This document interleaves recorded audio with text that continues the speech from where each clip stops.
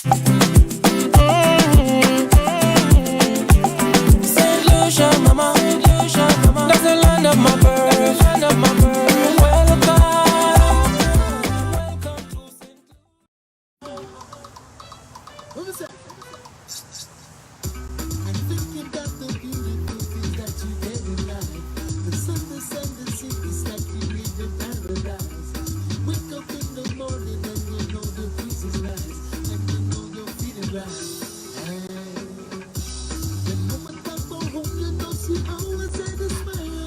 The moment I go home, you know we always had a smile. We try to make it home for both of them, they passed away. So I got to make it my own, cause it is my destiny.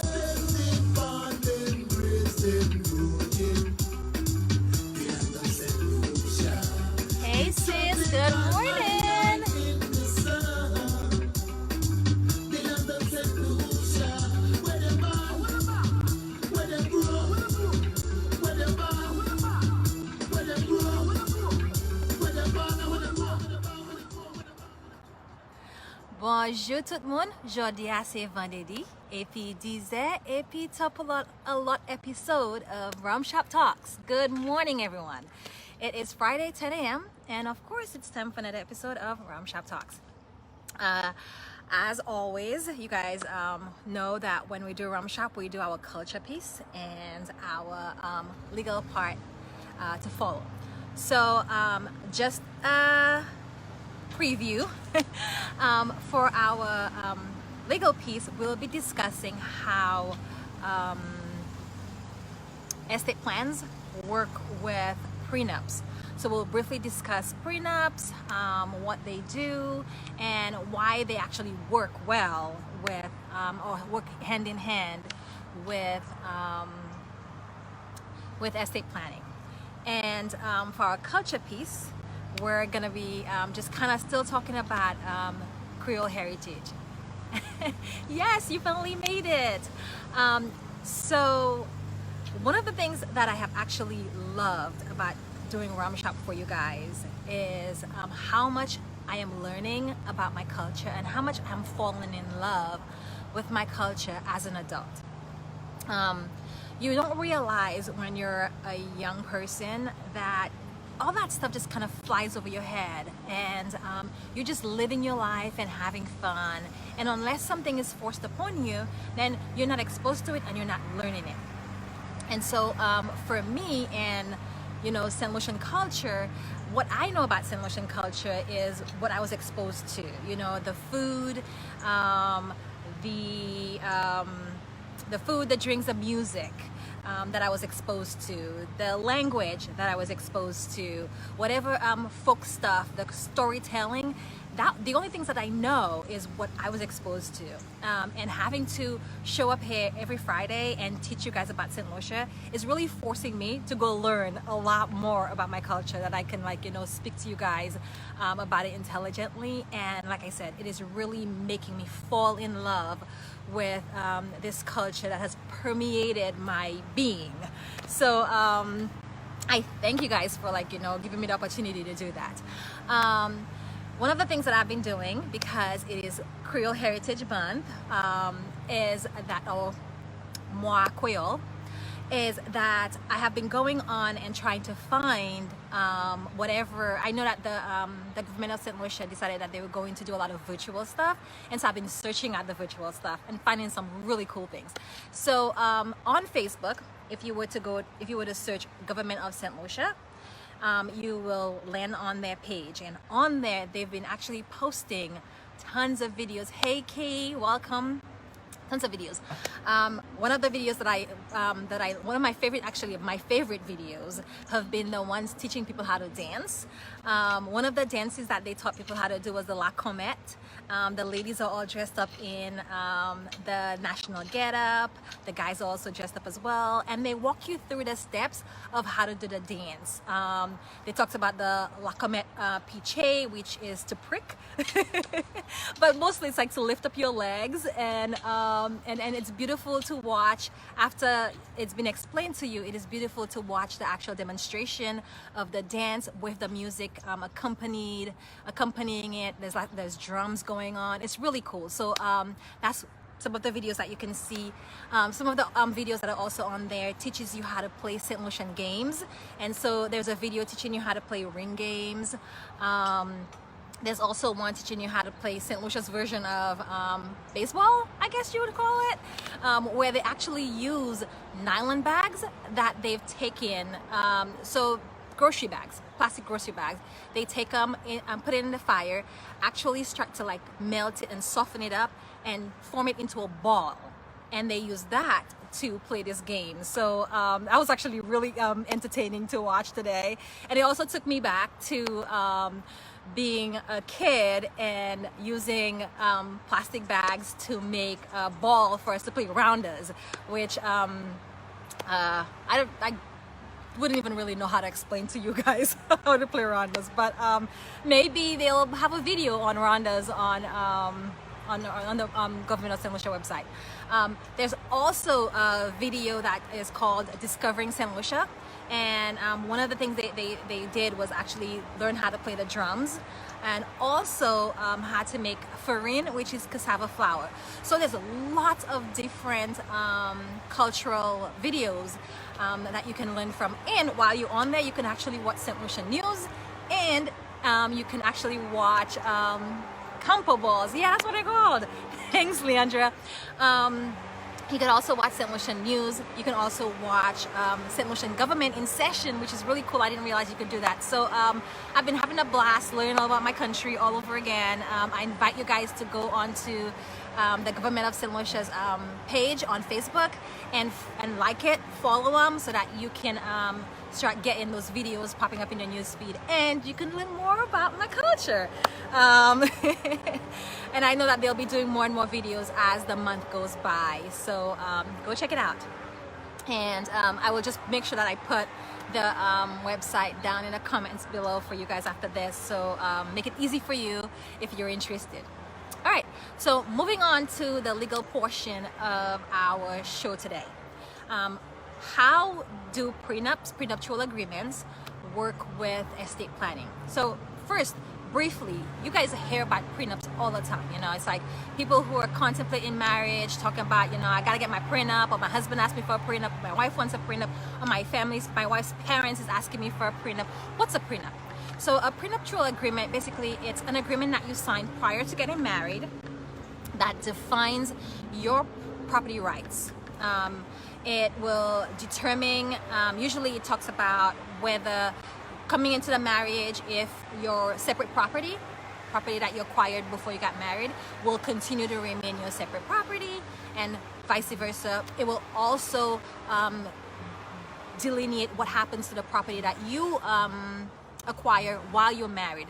So in California is a community property state, meaning that any assets that you acquire during your marriage is community property and is owned 50-50 by the spouses. And so a prenup would decide if the spouses want that. Some spouses might not want it. One of the things about community property is your wages, your salary is community property. So you go to your job and you work at your job, and your spouse owns 50% of that salary as community property. So, you know, some couples might not want that, and so in a prenup they would go, hey Ferl, good morning, hey Kevin, good morning. So in a prenup they would actually specify that, like what are our rights in the property that we are acquiring. Additionally, good morning mama, additionally to that, in a prenup they will also be talking about spousal support. So if they were to get divorced, would one spouse owe the other person spousal support? You can't really deal with like child custody issues in a prenup. That is something that a court decides, but you can determine spousal support, like, hey dude, you've got your own job, I'm not paying you support if we get married, if you get divorced. So that's what essentially a prenup does, right? Hey mama, good morning. So so when is a prenup like usually supposed to come into play? It usually comes into play if you get divorced. It is the document that the court will refer to, if you have it, to determine how your assets should be distributed if you got divorced. So that's usually how a prenup works and when it comes into play. So what does that have to do with estate planning? You know, if a person has a prenup, can we then create an estate plan for them? And the answer is yes. Those two documents can actually work really well together. One of the questions that I do ask when clients come in for an intake is, do you have any prenuptial or postnuptial agreements? The reason why is because I want to know what those documents say, so that when I'm drafting your estate plan, I'm not putting things in your estate plan that is going to contradict your prenup. We want them to work in tandem. We don't want them to conflict and contradict each other. And so it's very important, if you have a prenuptial agreement and you're considering estate planning, that you reveal that to your estate planner, because they need to know that information. They need to know what's in there. So like I mentioned, prenups usually play out when you get divorced. However, an estate plan, more often than not, determines your property and distribution rights when you pass away. So that's why those two documents can work together. You can say, my separate property is my separate property. If we get divorced, I walk away with my separate property, you walk away with yours, right? We can say that. We can also say, if I died and we were still married, I want you to inherit my separate property, right? Or I want you to inherit my 50% of our community property interest. And so that would go in our estate plan, and would not at all conflict and would not have any bearing if you guys were to get divorced, because you're making that distinction. Prenup, divorce. Estate plan, death. And so simply because you have a prenup does not mean that you should not engage in estate planning, because you do want to make sure that, especially if you have a prenup that is very specific about my stuff is my stuff, your stuff is your stuff, but you're thinking to yourself that you want your spouse to inherit your stuff if you guys are still married and you passed away, and vice versa, you want to make sure you have an estate plan that actually accounts for that, that says, if I were to die, here's what I'd like to happen to my my separate property assets. How do we deal when people have separate property assets? How do we deal with that from an estate planning perspective? So when people are married, we typically do a joint estate plan for them, joint trust, and we fund their community property assets into their joint trust. We can also fund separate property assets into a joint trust as well.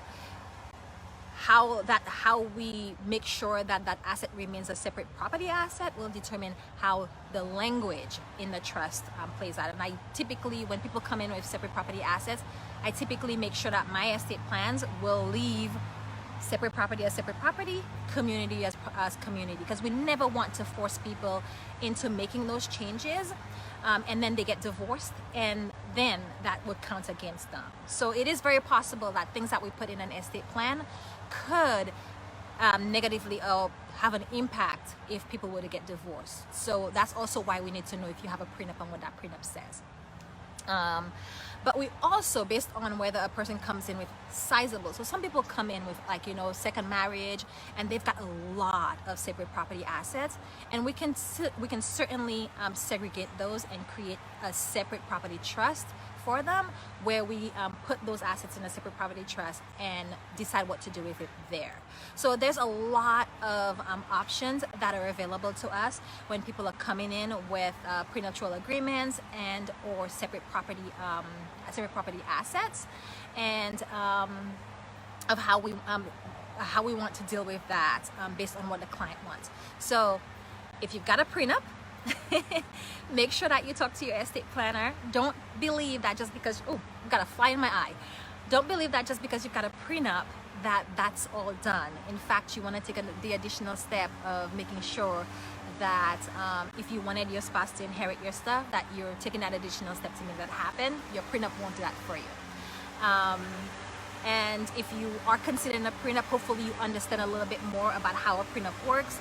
We review people's prenups for them. So if you are in the process of getting married and have a prenup in place, or know someone who's getting married and is looking to have a prenup drawn up, I review prenups and help people, figure out how their prenuptial agreement, the language in their prenuptial agreement would affect their interest in community property assets and their interest if their spouse were to pass away, which is all important information to have.